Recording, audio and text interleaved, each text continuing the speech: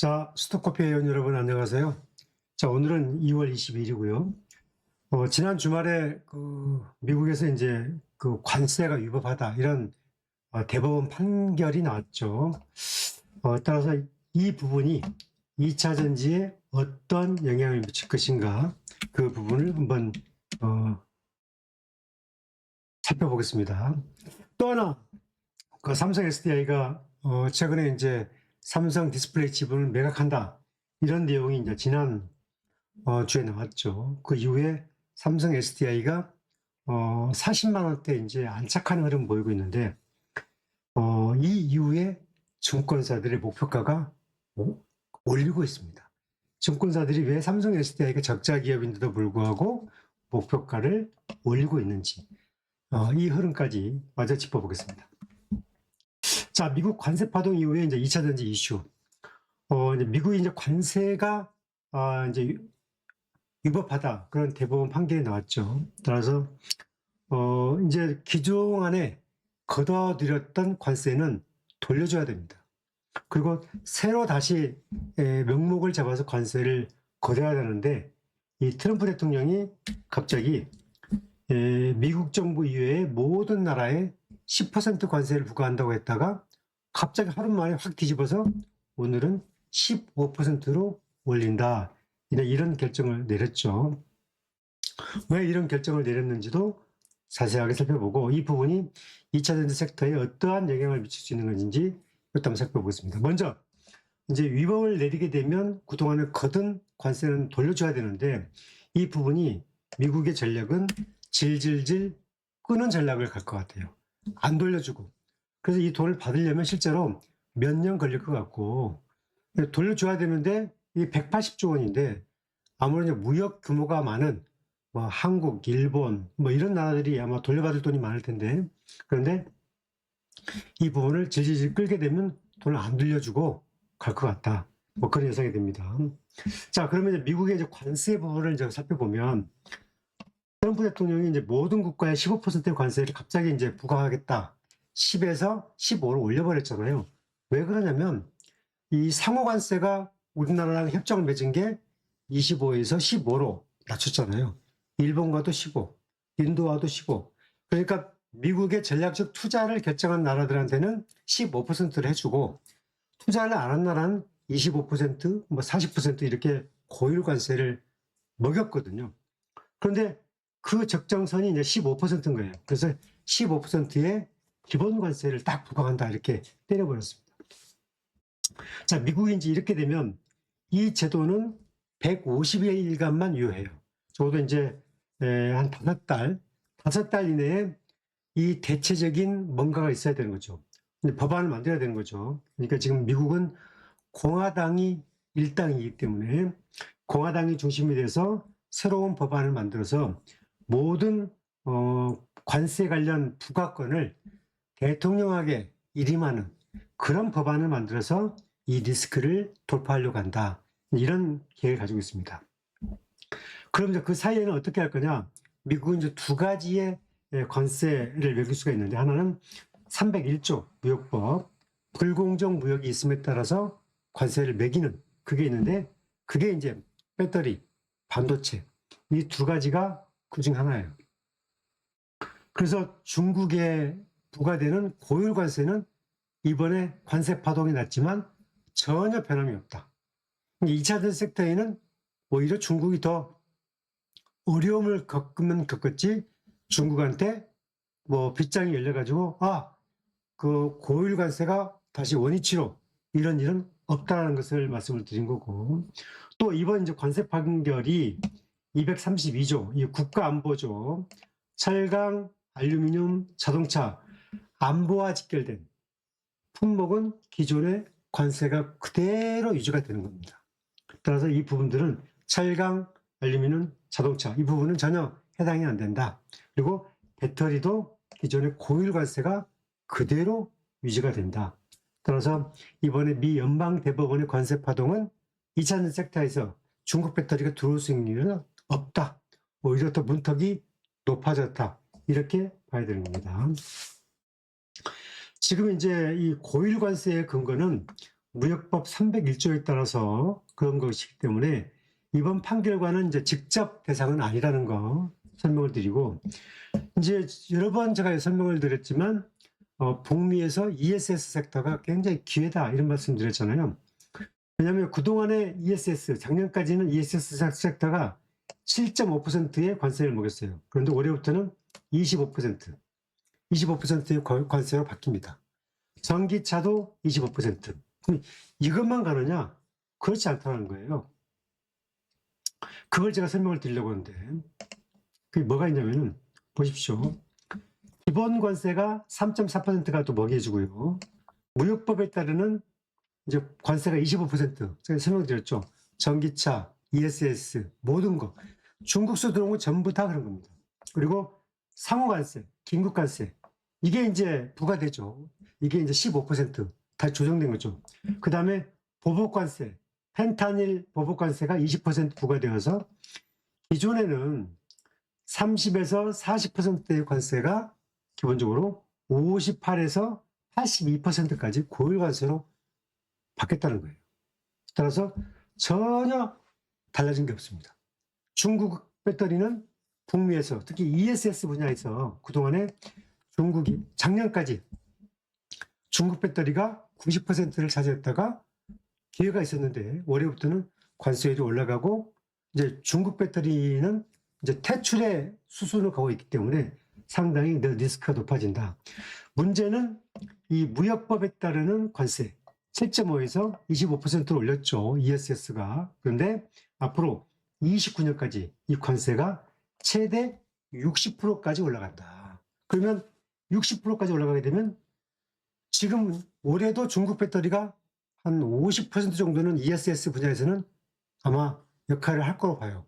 하지만 관세율이 계속 26, 27, 28, 29에서 60%까지 올라가게 되면 중국 배터리는 사실상 제로 베이스에 될 수밖에 없다. 특히 ESS 분야만큼은 그렇다.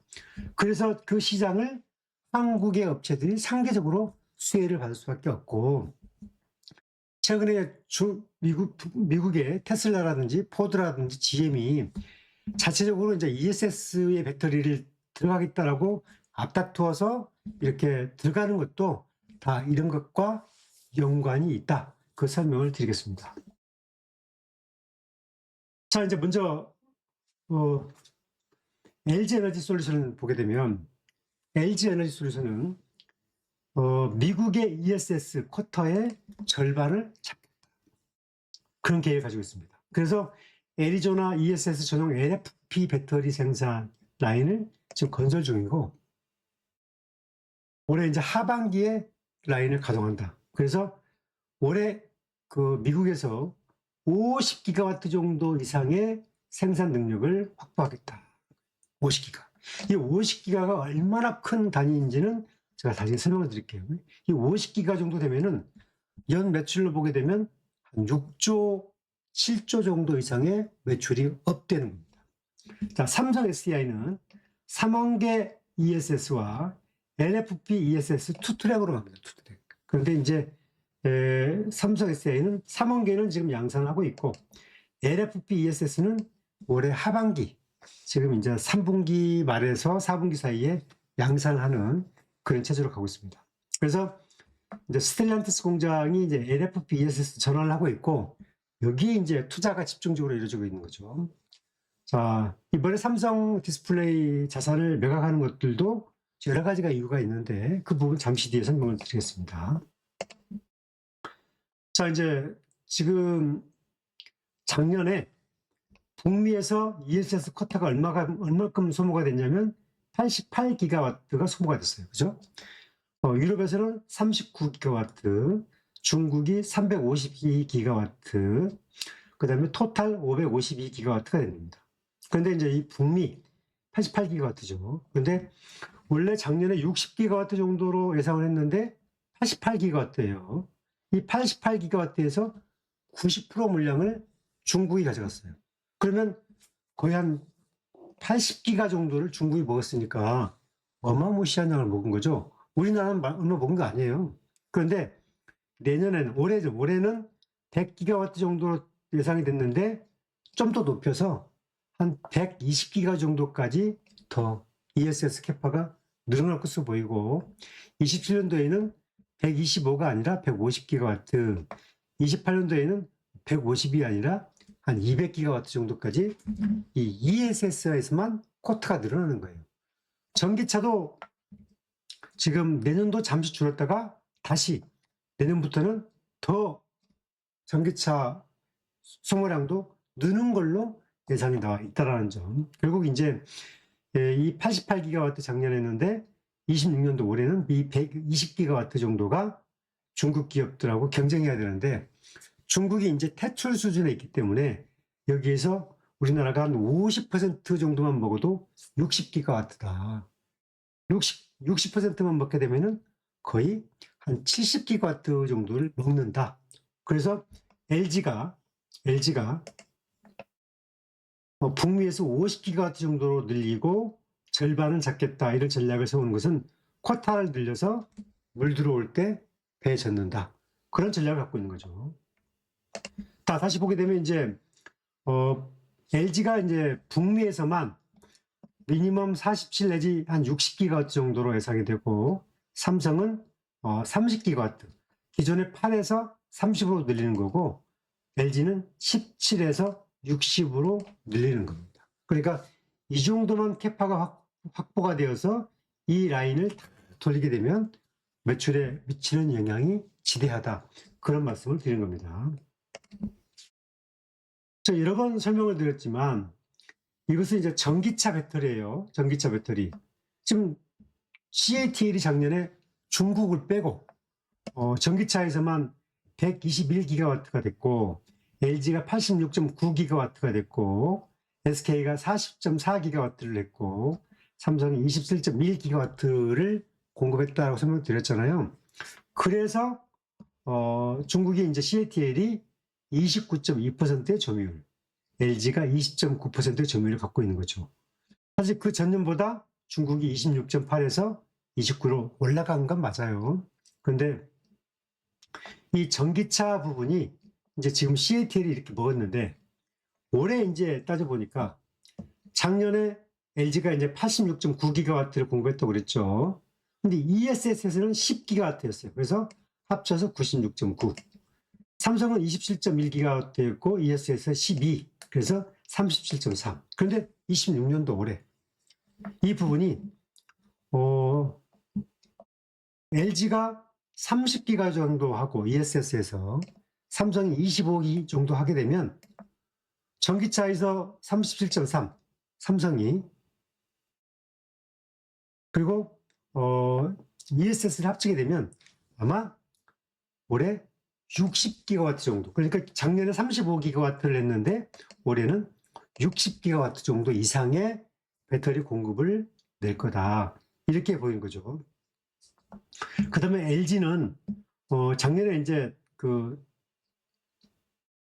전기차가 86.9인데 올해는 좀 보수적으로 조금 늘려서 93 정도로 가고, 그리고 ESS는 좀 더 많이 늘려서 30으로 봤을 때, LG는 이제 한 60 정도를 한다고 그러는데 30으로 봤을 때 작년에 96.4, 96.9기가 합쳐서, 그런데 올해는 123기가와트 이상의 배터리 공급량이 예상이 된다. 그래서 LG도 삼성도 둘 다 ESS 쪽에서 상당 부분 선전을 하고, 특히 삼성은 전기차 부분에서 상당 부분 배터리 공급량이 늘어날 수밖에 없다. 그걸 제가 설명을 드려요. 왜 그런지는 설명을 다시 드릴게요. 자, 이거 매우 중요합니다. 삼성 SDI가 삼성 디스플레이 지분 매각을 한다고 지난주 발표했죠. 이걸 발표하게 되면 한 10조 5천억에서 11조 원 정도가 확보가 돼요. 그런데 이게 나오자마자 세 곳의 증권사가 목표가를 올렸어요. 하나증권이 42만 원에서 47만 원으로 목표가를 올렸습니다. 미래에셋증권이 50만 원에서 60만 원으로 10만 원을 높여버렸습니다. 목표가를. DS증권이 목표가를 45로 올렸습니다. 지금 삼성 SDI 이제 지난 주말 종가가 40만 2,500원 돼 있죠. 적자 회사잖아요. 영업 적자가 1조 7천억을 냈는데 이렇게 목표가를 올린단 말이죠. 아마 스토커피를 꾸준하게 구독하게 하고 보신 분들이라면 충분하게 좋은 기회를 얻을 수 있었을 것이다. 그 많은 전문가들이, 증권사들이 부정적으로 리포트를 낼 때도 일관되게 다음 사이클을 되게 작년부터 얘기했으니까 아마 저희 스토커피를 잘 일독하신 분들은 아마 방향을 잘 잡았을 수 있겠다, 그런 생각이 듭니다. 자, 이유를 살펴보니까 대규모 투자 재원을 확보했다. 11조. 그래서 지금 15.2%의 지분을 갖고 있는 디스플레이 지분이 팔리면 10에서 11조가 되는데, 여기에 전고체 배터리 개발하고 ESS에 투자 필요한 자금을 늘리고 전기차 배터리 공장을 더 늘리고, 그리고 유상증자, 주주가치 훼손 없이 자금 조달할 수 있는 것 자체가 가장 크다. 두 번째, 항상 그 삼성 SDI 약점 중에 하나가 이제 유상증자를 했었기 때문에 작년에 현금이 부족해서 그게 디스카운트 요소가 됐는데, 멀티플, 주가의 가치를 높게 볼 수 있는 그런 이제 계기가 됐다. 그래서 돈 없어서 투자 못한다는 우려감을 해소가 됐고, 기업 가치를 평가하는 배수, 멀티플이라고 하죠. 그게 상향 조정할 수밖에 없었다. 그 이유를 뒀어요. 그래서 이제 부채 비율은 줄고 투자 효율성은 늘려서 미래 성장 동력을 땡겼다. 그렇게 보는 겁니다. 이게 이제 이 세 곳의 증권사가, 특히 미래에셋증권이 가장 정확하게 이걸 짚었어요. 그동안에도. 그래서 제가 이 앞전 방송에서 소개를 했는데, 미래에셋증권이 목표가를 60만 원을 올렸기 때문에 아마 올해 흑자가 전환이 되는 시점에 삼성 SDI 주가는 50에서 57만 원 사이를 오락가락하는 그런 주가를 예측도 해볼 수 있지 않겠느냐, 저는 그렇게 봅니다. 그게 이제 흑자가 전환되는 시점, 그러니까 3분기가 될지 4분기가 될지는 모르겠습니다만은 그 부분들은 이렇게 예상이 된다. 주가를 높이는 이유가 있었다, 이렇게 보는 거고요. 자, 그동안에 삼성 SDI 주가가 왜 이렇게 부정적이었냐? 하나, 자금 부족이었다. 또 하나는 현대기아차에 납품을 못했다. LG와 SK는 현대기아차에 계속 배터리를 공급을 했잖아요. 그런데 삼성은 유독 현대기아하고 인연이 없었어. 그런데 그게 신차 공급을 올해부터 하잖아요. 그죠? 제가 잠시 후에 설명을 드리는데, 여러 번 설명드렸어요. 그리고 내년부터는 하이브리드 배터리까지 공급을 한다는 거예요. 하이브리드. 자, 그 다음에 ESS, LFP가 지연이 됐었어요. 그런데 올해 본격적으로 ESS, LFP에 들어가고, 특히 각형 배터리, 이 LFP에서는 국내 최고. 중국의 CATL이 최고인데, 각형 배터리에서는 국내에서는 삼성이 최고의 LFP, 각형 배터리를 갖고 있기 때문에 아마 ESS에서도 가장 높은 경쟁력을 가질 것이다. IM증권에서는 그 국내 엔솔, SK, 삼성 다 통틀어서 아마 ESS LFP에서 가장 경쟁이 높은 회사는 삼성 SDI를 꼽았어요. 이 각형 타입의 LFP를 양산할 수 있는 테크닉을 갖고 있기 때문에. 그 다음에 이제 자금 부족 부분은 이번 삼성 디스플레이 매각이 되면 이제 11조가 들어오면 전고체 라인이 가속화되고, 그게 내년부터 이제 양산이 되는 거잖아요. 그리고 로봇 투자가 가속화된다. 결국 로봇은 이제 미래의 산업인데, 최근에 레인보우 로보틱스, 그 다음에 삼성전기, 이 삼성 SDI, 이 세 종목은 연관성이 있습니다. 주가가. 제가 이 부분을 한번 설명드리려고 그래요. 삼성 SDI, 삼성전기, 레인보우 로보틱스, 이 세 종목은 다 묶여있는 한 섹터다. 레인보우 로보틱스는 로봇을 주도하는 삼성그룹의 이 손과 발이 된 회사고, 삼성 SDI는 레인보우 로보틱스, 삼성그룹 내 모든 전동화, 배터리를 총괄하는 회사가 삼성 SDI고, 삼성전기는 로봇 부품을 만들고, 그 다음에 미래 반도체의 유리기판을 선도하는 그런 제품을 만들어서, 그동안에는 이제 이 IT 기업에서 지금은 삼성전기가 미래 성장 동력인 미래 전장 기업으로 기업 체질이 확 바뀌어버렸어요. 그래서 삼성전기가 급등하는 거예요. 그래서 이 삼성전기와 레인보우 로보틱스는 이미 달려가 버렸는데 못 달려간 주식, 이제 달리고 있는 주식은 삼성 SDI이기 때문에 묶어서 볼 필요가 있다. 저는 그런 설명을 드리는 겁니다. 이제 26년과 28년도에 삼성 SDI 이제 성장 동력 한 번 더 제가 설명을 드리면 이 삼성 SDI의 그 기본적인 성장 가치는 내년도가 슈퍼사이클 초입이고 28년도가 슈퍼사이클이에요. 전고점으로 보게 되면 삼성 SDI 주가가 이제 전고점을 보게 되면 가장 높은 가격이 이제 80만 원이죠. 그런데 저는 28년도에는 삼성 SDI 주가의 전고점이 돌파될 가능성이 매우 높지 않겠느냐. 저 조심스럽게 좀 그렇게 봅니다. 차트로 한번 딱 설명을 드릴게요. 지금 그 21년도의 주가가 81만 원, 그 다음에 22년도의 주가도 80만 원대가 왔다 갔다 했어요. 그러니까 21년도에 81년도 갔는데 2, 3, 4, 5, 6, 만 5년이 지났는데 주가는 이제 40만 원 왔습니다. 그러니까 이게 16만 원 하던 주가가 40만 원 갔으니까 많이 올랐네?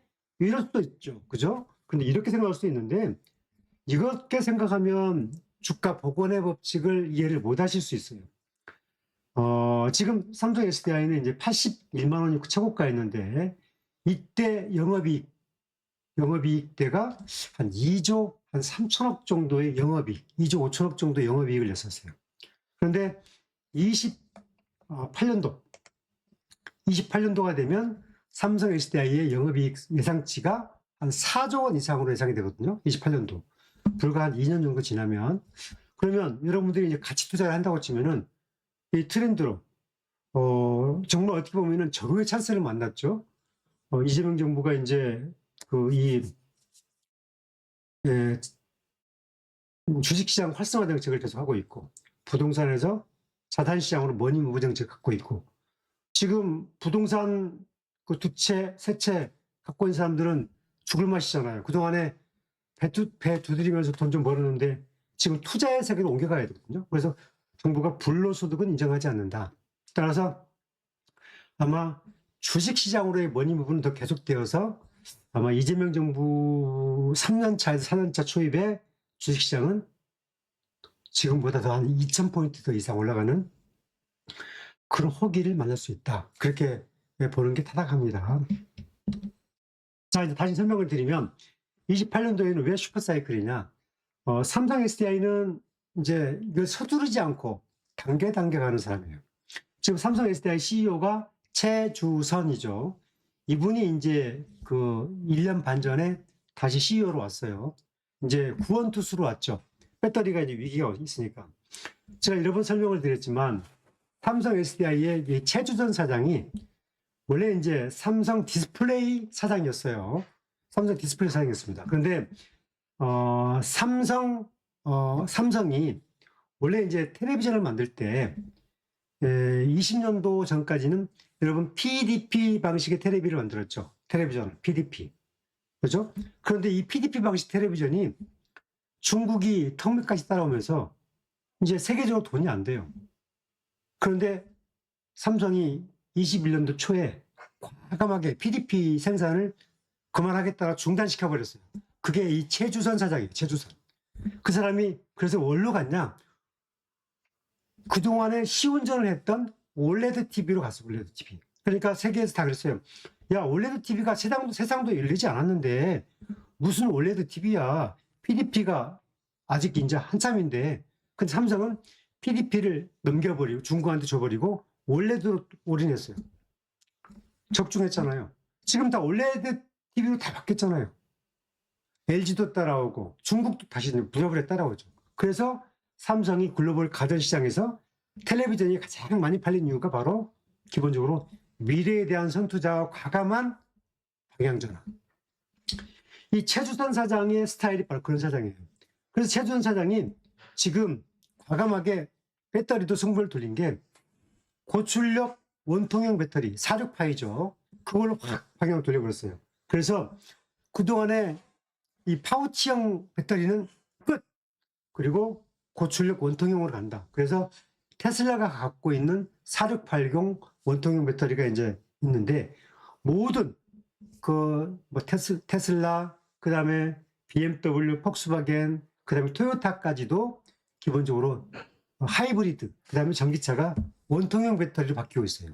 그래서 그 고가형으로 바뀌고 있죠. 그게 이제 LFP까지 연동되어서.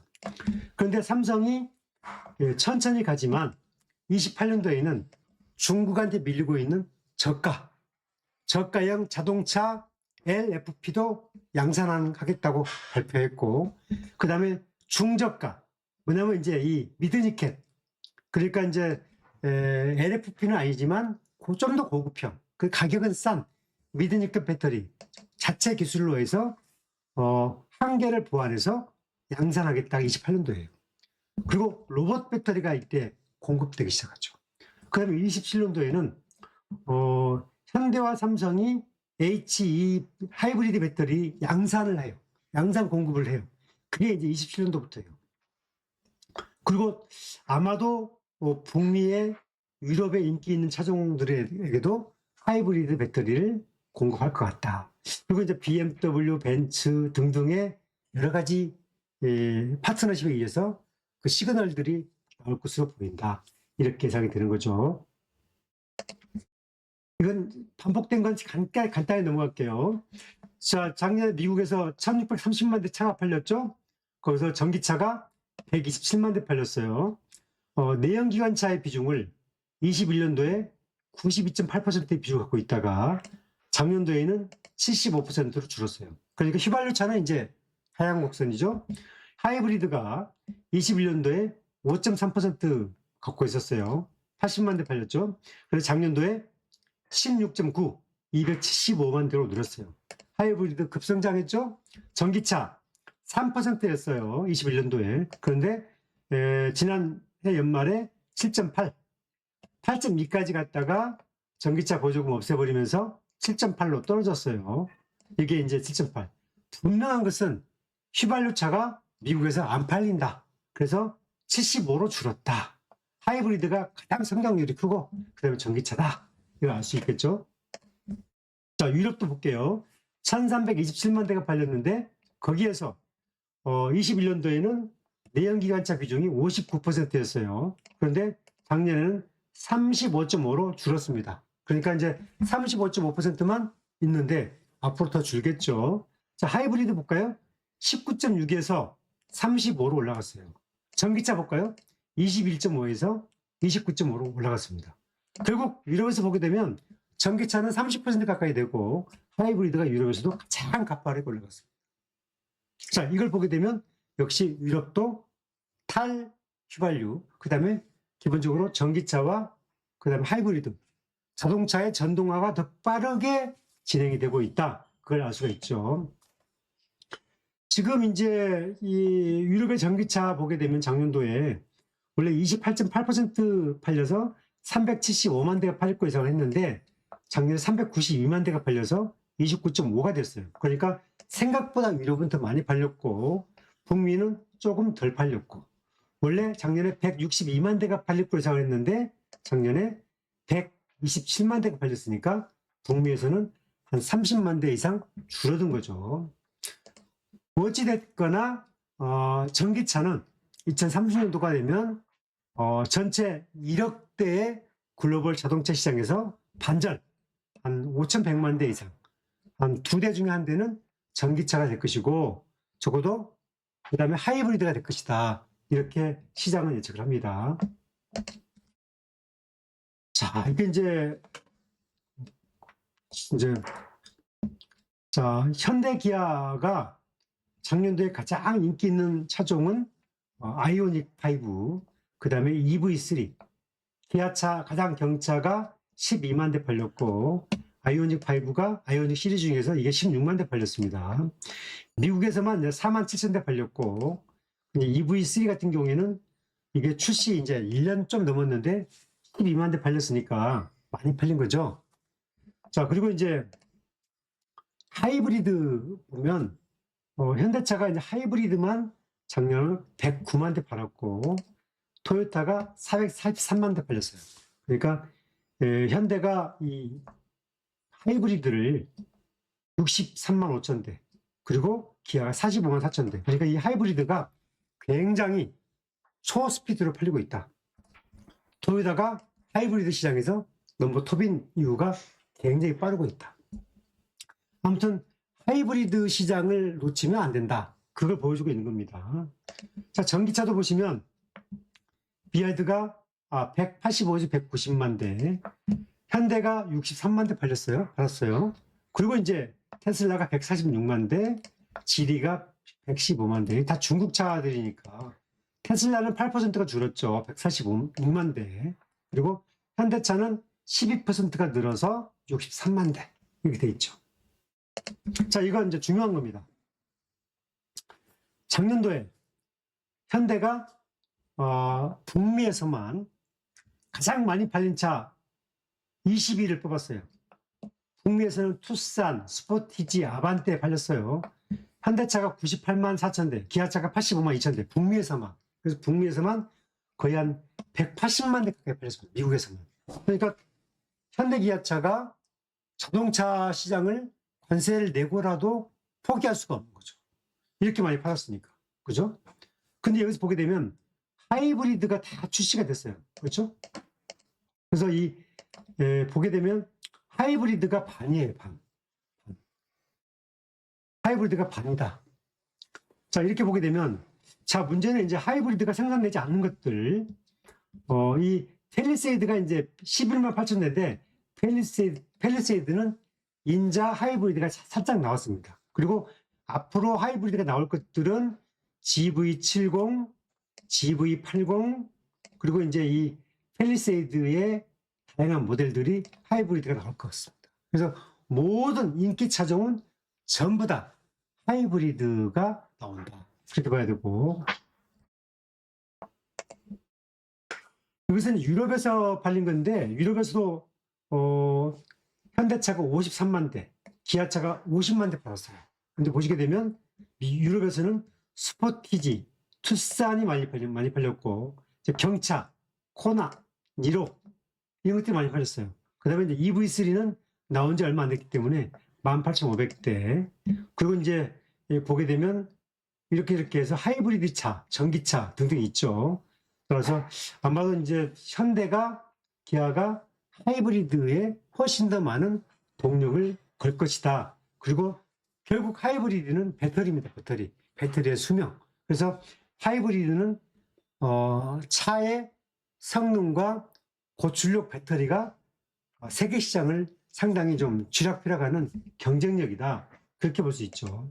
그런데 현대가 내년도부터 하이브리드 배터리를 양산을 공식화했어요.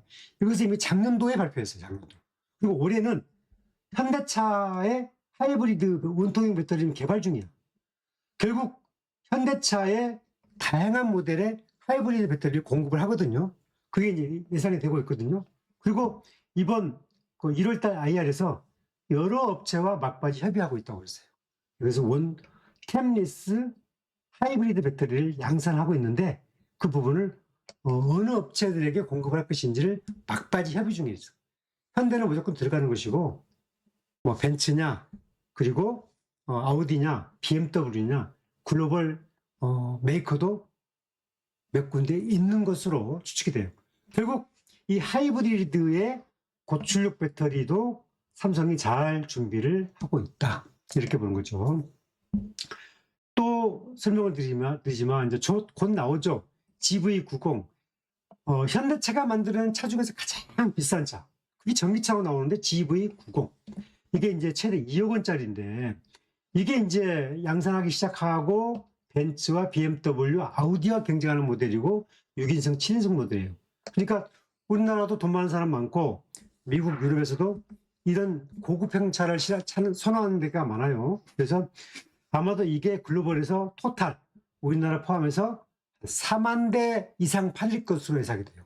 1년 누적으로. 그 다음에 엔트리급 EV2. 기아가 내놓는 전기차 중에 가장 적은 거.